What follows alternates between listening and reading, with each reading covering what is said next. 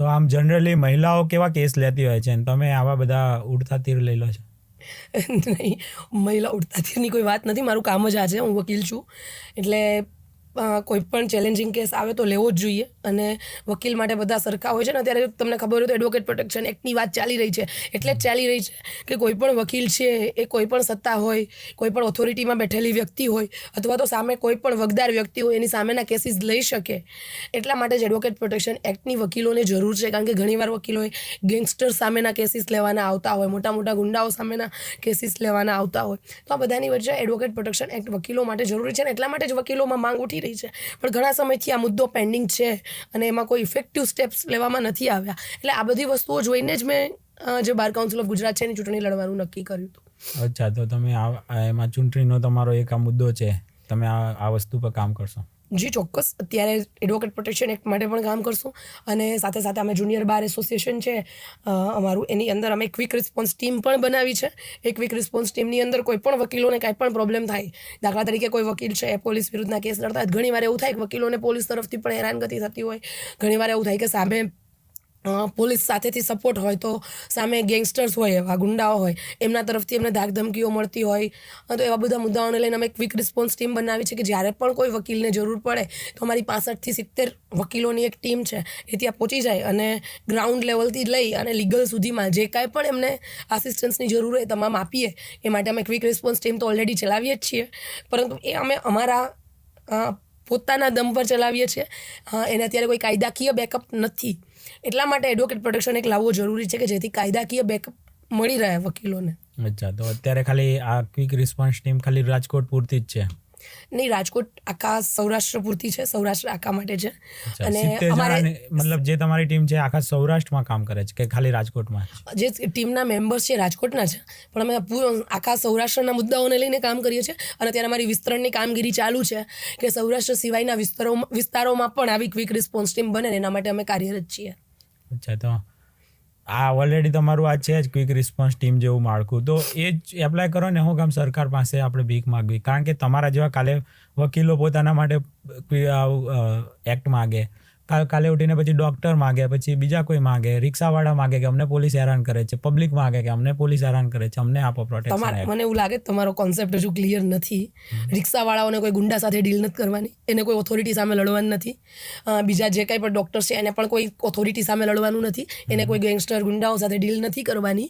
વકીલોનું તો રોજનું કામ જ છે. એને પોલીસ સાથે ડીલ કરવાની છે, એને ગુંડાઓ સાથે ડીલ કરવાની છે, એને ગેંગસ્ટર સામે ડીલ કરવાની છે, એને સત્તાપક્ષ સામે ડીલ કરવાની છે. તો જ્યારે તમે એમ કહો કે પોલીસને ગન આપવામાં આવે, શું કામ આપવામાં? કારણ કે એને ગુંડાઓ સાથે ડીલ કરવાની છે અને પોતાની સેફટી માટે જરૂર પડે એટલા માટે એમને ગન આપવામાં આવે. તમે હવે એવું કહો કે કાલ સવારે પોલીસને ગન આપી તો રિક્ષાવાળાએ માંગશે, બીજા લોકોએ માંગશે, તો બધાને ના આપી શકાય.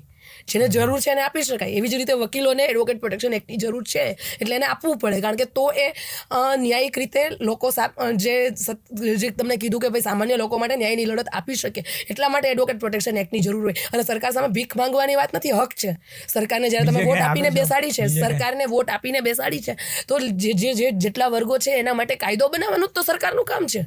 એમાં ભીખ માંગવાની ક્યાં વાત આવી? હક છે અમારો ને અમારે લેવાનો જ છે. અને બીજે કોઈને આપે છે? બીજા કોઈ રાજ્યોમાં આવું કોઈ છે? હા, અમુક રાજ્યોમાં છે કે જ્યાં રાજ્ય સરકારે પાસ કરેલા છે કે જે એડવોકેટ પ્રોટેક્શન એક્ટ ચાલુ છે. બીજા રાજ્યોમાં છે, અમુક રાજ્યોમાં છે. અને ગુજરાતની અંદર પણ લાવવો જોઈએ. અને મારું તો કહેવું એવું છે કે આ કાયદો તો સેન્ટરની અંદરથી જ પસાર થવો જોઈએ, કે તમામ રાજ્યમાં લાગુ પડે. દરેક રાજ્યને બનાવવાની જરૂર ના હોવી જોઈએ. કારણ કે વકીલો માટેનો કાયદો છે અને એડવોકેટ પ્રોટેક્શન એક્ટ હોવો જ જોઈએ. અને તમે વાત કરી તો ડૉક્ટર્સ માટે, તો ડૉક્ટર માટે ઓલરેડી કાયદો છે જ, એટલે એવું જરૂર નથી કે લાવો. એમને જ્યાં પણ એમના ઉપર હુમલાઓ થાય એમના માટે અલગ સ્પેસિફિક સેક્શન્સ બી છે આપણા કાયદાની અંદર. એટલે તો એડવોકેટ માટે નથી તો બહુ ખરાબ વાત કહેવાય. એમ કે હજુ સુધી એડવોકેટ પ્રોટેક્શન એક્ટ લાગુ નથી થયો, કે જે વ્યક્તિઓ પોતે કાયદાની લડત લડે છે એના માટે તમે એને કાયદાની સુરક્ષા ના આપી શકો, તો આનાથી વધારે તો ખરાબ વસ્તુ કાંઈ ન હોઈ શકે. અને તમારી ફેમિલી ઉપર પણ વીત્યું છે એટલે પણ તમને એમ થાય કે આવો કોઈ કાયદો હું મહેનત કરીને લાવ જેથી બીજા કોઈના પ્રોબ્લેમ ના એટલે થાય. ફેમિલી માટે ફેમિલી ઉપર થયું છે, મેં ખુદ અનુભવેલું છે, એટલે મને મારા એક્સપિરિયન્સીસ ઉપરથી પણ ખબર છે. અને ત્યારબાદ જ્યારથી મેં વકીલાત ચાલુ કરી ત્યારથી પણ મેં ઘણા વકીલોને સફર થતા જોયા છે. એટલા માટે જ અમે ક્વિક રિસ્પોન્સ ટીમ પણ બનાવી છે અને એમાં હું કોર્ડિનેટર છું. અમારી સાથે બીજા એક ચેરમેન છે જુનિયર બાર એસોસિએશનના, શિવરાજભાઈ ઝાલા, એ બી છે. એટલે અમે લોકોએ આજુબાજુના એડવોકેટ્સ જે છે એમને સફર કરતા જોયેલા છે. એ લોકો કઈ પરિસ્થિતિમાંથી પસાર થાય છે જોયું છે. અમુક એડવોકેટ્સ બુટલેગર વિરુદ્ધના કેસ લડતા હોય તો બુટલેગરો દ્વારા એમના ઉપર હુમલાઓ કરવામાં આવતા હોય અને પછી એમની એફઆઈઆર લેવામાં ન આવતી હોય, એટલા હદ સુધીના કેસીસ પણ અમે જોયા છે. એટલા માટે એડવોકેટ પ્રોટેક્શન એક્ટની જરૂર છે અને અમે ગ્રાઉન્ડ લેવલના એડવોકેટ છે એટલે અમને ખબર છે કે એડવોકેટ પ્રોટેક્શન એક્ટની અત્યારે કેટલી જરૂર છે. બીજા ઘણા મુદ્દાઓ તમારા હશે ચૂંટણીલક્ષી, આમાં તમે વાયદા કર્યા હશે કે આના માટે હું મહેનત કરીશ પેલા, પણ જે એક મુદ્દો મારા ધ્યાનમાં આવ્યો છે કે જે હાઈકોર્ટ છે એમાં ગુજરાતી ભાષા નહીં ચાલે એમ કરીને કેસ કાઢી નાખતા હોય છે, મતલબ દલીલો નહીં ચાલે એમ કરીને ફગાઈ દેતા હોય છે. આવું બધું થતું હોય છે. તો આ તો એક પબ્લિક તરીકે, આમ પબ્લિક તરીકે આ તો અમારી હાથે પણ અન્યાય છે. તમને ગુજરાતી આવડતું હશે એવા ઘણા બધા વકીલો હશે જેને સારું ગુજરાતી આવડતું હશે પણ ઇંગ્લિશ નહીં આવડતું, એના લીધે હાઈકોર્ટમાં નહીં પ્રેક્ટિસ કરી શકતા હોય. તો આ બધા પ્રશ્નો માટે તમે કંઈ તમારું કંઈ છે મોડેલ કંઈ? એટલે અત્યારે જે ઇંગ્લિશ ભાષા ચાલે છે હાઈકોર્ટમાં, એનું મેઇન રીઝન એ છે જેટલા કાયદાઓ ડ્રાફ્ટ થયા છે મૂળભૂત રીતે ઇંગ્લિશમાં ડ્રાફ્ટ થયા છે. તમે જ્યારે કોઈ એક સેક્શન હોય એનું તમે ગુજરાતીમાં ટ્રાન્સલેશન કરો ઇંગ્લિશનું, એટલે ઘણીવાર એવું થાય કે એક્ઝેક્ટલી ટ્રાન્સલેશન ના થઈ શકે. એટલે જે મૂળભૂત ફોર્મો છે આપણા કાયદાઓનો એ બધું ઇંગ્લિશમાં છે. એટલે ઇંગ્લિશ ભાષા હોવી, એક જ મિનિટ મને ખતમ કરી લાવો. ઇંગ્લિશ ભાષા હોવી એ ઓકે છે, પણ મારું જે મેનિફેસ્ટો છે જેમાં એજન્ડાસ બતાવ્યા છે એમાં મેં એક વાત કરી છે કે ગુજરાતી ભાષાને પણ પ્રાધાન્ય મળવું જોઈએ. એટલે તમે એવું ના કરી શકો કે હાઈકોર્ટની આખી લેંગ્વેજ જ ગુજરાતીમાં કરી દો, પણ ચોક્કસ ગુજરાતીને હાઈકોર્ટની અંદર સ્થાન મળવું જોઈએ. અને ઘણી એવી હાઈકોર્ટ છે, દાખલા તરીકે મહારાષ્ટ્રની એવી, કે જ્યાં એમની લોકલ લેંગ્વેજને સ્થાન આપવામાં આવે છે.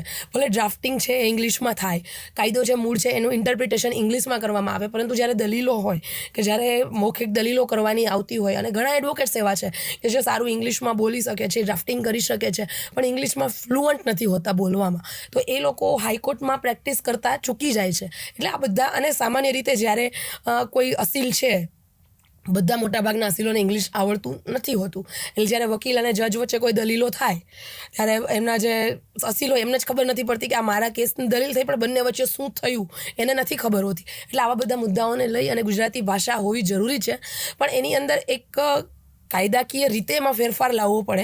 અત્યારે મને ખ્યાલ છે તમે જે એક જૂના કેસની વાત કરો છો કે હાઈકોર્ટે કહી દીધું કે ગુજરાતીમાં દલીલ નહીં ચાલે, એ એટલા માટે કીધું કારણ કે હજી એવો કોઈ રૂલ્સ આવ્યા જ નથી કે ગુજરાતીને સ્થાન નથી આપવામાં આવ્યું. એટલે એ કેસને એમ ન માની લેવું જોઈએ કે સદંતર ગુજરાતીને ના પાડી દીધી. એના માટે કાયદાકીય માળખામાં ફેરફાર કરવો પડે અને એની જે પ્રોસિજર છે પ્રોપર પ્રોસિજર ફોલો કરી અને ગુજરાતી ભાષાને સ્થાન અપાવવું જોઈએ, ને એના માટે પણ અમે કાર્યરત છીએ. પણ આ તો ખોટું જ કહેવાય ને. જે દેશનું ગુજરાત રાજ્ય છે, જ્યાંની લેંગ્વેજ જ ગુજરાતી છે, ત્યાં તમે હવે ક્યાં ઇંગ્લેન્ડથી આવીને અહીંયા ચલાવતા હોય કોર્ટ, એવું લાગે ને અમને. તો તમે કોઈ ન્યાય આપી જ નહીં શકતા અમારી ભાષામાં, તમે અમારી સાથે વાત નહીં કરી શકતા, તો તમે અમને શું કામ ન્યાય આપવા બેઠા છો? એક સામાન્ય નાગરિક તરીકે આ અમારી વેદના તો ખરી ને. તમે લોકો ગુજરાતીમાં નથી વાત કરી શકતા કે અમારી પીડા નથી સમજી શકતા, તો અમે તમારું શું કામ સાંભળીએ? એ બી તો સવાલ છે ને. તમને ગુજરાતી ના આવડતું હોય તમારા જજની ખુરશી ઉપર જ ના બેહાય. અને આવું આના માટે કાયદો હોય તો જ તમે આવું બધું કરો. આટલું તો કેવું એકદમ ટોર્ચરિંગ કે આ કઈ અમેરિકા છે કે કોણ છે અહીંયા ગુજરાતી ભાષામાં નહીં. પહેલા તો ન્યાયતંત્ર છે ને એના માટે થોડી રિસ્પેક્ટથી વાત કરવી જોઈએ. જજની ખુરશી ઉપર ના બેસાય એવું ના બોલી શકીએ આપણે. એવું કહેવું જોઈએ કે તમે કાયદાકીય માળખામાં ફેરફાર લાવો, કારણ કે જજીસ છે એ પોતે કાયદો નથી બનાવતા. જે કાયદો બનાવે છે સરકાર બનાવે છે, એની અંદર જજીસનો કોઈ ફાળો નથી. એનું કામ કાયદો ફોલો કરાવવાનું છે, કાયદો બનાવવાનું નથી. પહેલાં હું તમને સ્પષ્ટ રીતે કહી દઉં, બે ભાગ છે, એક છે સરકાર અને એક છે જ્યુડિશિયરી. સરકારનું કામ કાયદો બનાવવાનું છે, જજીસનું કામ એ કાયદો, જજીસ અને વકીલનું કામ એ કાયદો ફોલો થાય છે કે નહીં એ જોવાનું છે. જજીસ પોતે કોઈ કાયદા નથી બનાવતા. આ પહેલાં સ્પષ્ટ રીતે સમજી લેવું જોઈએ. તો તમે જ્યારે કોઈ પણ વસ્તુની માંગણી કરો ને તો એ તમારે કોર્ટ પાસેથી નથી કરવાની, તમારે માંગણી સરકાર પાસેથી કરવાની છે. પછી એ કાયદો બરાબર એક્ઝિક્યુટ નથી થતો તો તમારે સેકન્ડ વસ્તુ આવે તમારે પોલીસ પાસે કરવાનો, એ સરકારનો ભાગ છે. અને ત્યારબાદ એ જે આખી કેસ છે એ કોર્ટમાં જાય છે અને ત્યાં કોર્ટ ત્યારે એ બરાબર ફોલો થયો છે કે નહીં એ જોવાનું કામ કોર્ટનું, વકીલનું અને જજનું છે. એટલા માટે તમે એમ કહો કે તો જજીસની ખુરશી ઉપર બેસવાનું લાયક નથી, એ વસ્તુ ખોટી છે. એનું કામ કાયદો ફોલો કરાવવાનું છે, કાયદો બનાવવાનું નથી. તમારે આ બધી માંગણીઓ કરવી હોય તો એ સરકાર પાસે કરવી પડે, અને એટલા માટે જ અમે જે માંગણી છે એ સરકાર પાસે કરી રહ્યા છે. પછી એડવોકેટ પ્રોટેક્શન એક્ટની હોય કે અન્ય કોઈ કાયદાની હોય. એટલે તમે એવું ના, તમે જે બોલ્યા એ મને મારા એન્ડથી યોગ્ય ન લાગ્યું. અમારી જગ્યાએ તમે હો ને તો તમને ખબર પડે કે તમે લોકો અંદર જજ અને વકીલ શું વાત કરો એ અમને ખબર જ ના હોય તો એ વસ્તુ ન્યાય કઈ રીતે તમે કહી શકો? તો પછી ન્યાય મંદિરને આવા શબ્દો પાછા લખેલા હોય કોર્ટની બહાર. ભાઈ તો ઇંગ્લિશમાં જ લખો, તમે શું કામ ન્યાય મંદિરે ગુજરાતીમાં લખો છો? જો તમે વસ્તુને સમજી જ નથી રહ્યા, તમે તમારું એક માઇન્ડસેટ કરીને બેઠા છો. હું તમને એમ કહું છું કે તમે કોર્ટને જજીસ ઉપર આરોપ ના લગાવો. તમે સરકારને કહો કે જે ભાષા છે ઇંગ્લિશમાં, જે કાયદાઓ છે ને એ મૂળભૂત રીતે ડ્રાફ્ટ જ ગુજરાતીમાં કરે, પણ એ નહીં થઈ શકે.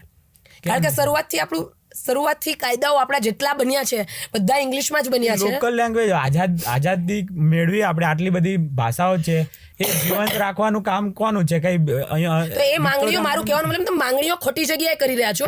આ માંગણી તમારે સરકાર પાસેથી કરવી જોઈએ. વકીલ કે સરકાર જજીસ કરે છે ને, તો સરકાર કરે છે તો આ ધારો કે તમારું આ જજોની અપોઇન્ટમેન્ટનું હતું, અમે જ જજ નક્કી કરીએ. જજ ઉપર કાંઈ એના ભ્રષ્ટાચારનો આરોપ હોય તો અમે જ નક્કી કરીએ. આ બધું બદલવાની કોશિશ કરી સરકારે, એની ઉપર એના માટે સાહેબ બંધારણ વાંચવું પડે. સરકારને જ્યુડિશિયરી અલગ અલગ હોય ને તો જ ન્યાય મળે. કારણ કે ન્યાય મંદિરની અંદર અમુક કેસીસ એવા બી હોય કે જે સરકાર વિરુદ્ધ ના હોય. હવે સરકાર જ જો જજીસની અપોઇન્ટમેન્ટ કરતી હોય અને સરકારના જ માણસો કોર્ટમાં બેઠા હોય તો તમે કેવી રીતે આશા રાખી શકો કે સરકાર વિરુદ્ધના કેસીસ ત્યાં ઇન્ડિપેન્ડન્ટલી ચાલી શકે? એટલે આપણું જે બંધારણ બન્યું ને એની અંદર સરકારને, જ્યુડિશિયરીને, પાર્લામેન્ટને બધા બેયને સેપરેટ રાખવામાં આવી છે, અને એપોઇન્ટમેન્ટ અલગ અલગ જ થવી જોઈએ, અને તો જ જ્યુડિશિયરીનું સ્વતંત્ર અસ્તિત્વ બચે. એના માટે બહુ બેઝિકમાં જવું પડે, અને એના માટે હું એવું વિચારું છું કે આપણે એક અલગથી પોડકાસ્ટ રાખશું, કારણ કે એટલું લોંગ જે વસ્તુ છે ને સમજાવવા માટે અત્યારે સમય નથી.